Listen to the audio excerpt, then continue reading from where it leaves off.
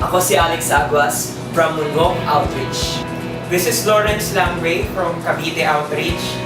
I'm Danor Velasco from Las Piñas Outreach. I'm Prince Arden from Better Living Outreach. I am Resty from Pasay Outreach. And I'm here to testify about my outpouring. And I'm gonna share my outpouring testimony. I am here to testify God's outpouring blessings. I am here to testify God's faithfulness last season. Dating sakitin, ngayon healthy. Hirap man ako sa nursing noon, pero registered nurse na ako ngayon. Dating broken family, ngayon restored na. Tambay lang noon. Nagtatrabaho at tumutulong na ngayon. 4 months pa lang, pinagkatiwalaan ng Lord ng 5 disciples. Laging muli sa mga bayaran. Pero ngayon, nanguhuna na. Mahihain ako noon, pero nakakapag-power group na ako. From 5, nadagdagan pa ng 3 disciples last season. Muntik na di makapag-aral, ngayon enrolled na.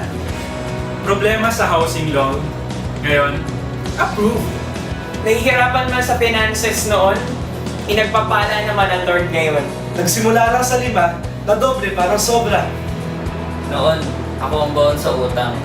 Ngayon, ako na nga ang nauutangan. Dating lunod sa work, ngayon lunod sa word. Dating hirap na hirap pamili ng pagkain, ngayon pinagpapala financial. Pinagkatiwalaan sa maliit, ngayon pinagkatiwalaan sa malaki. Kakapasa pa lang ng board exam, 15 companies agad ang nakaabang. Nawala ako noon. Natagpuan at namunga na ako ngayon. Power group leader noon, network leader na ngayon. For less than 2 months, 12 disciples, parang sentro. Complete. Ngayon nakakapag-aral na sa Olivares College. Dating pangutang-utang lang, ngayon palibre-libre na lang. Noon, wala akong sariling cellphone. Pero ngayon, biniyayaan ako ni Lord ng 2 smartphone.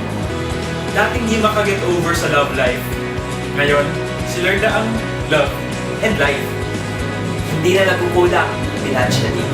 This is outpouring. This is outpouring. This is my outpouring. This is outpouring. This is outpouring.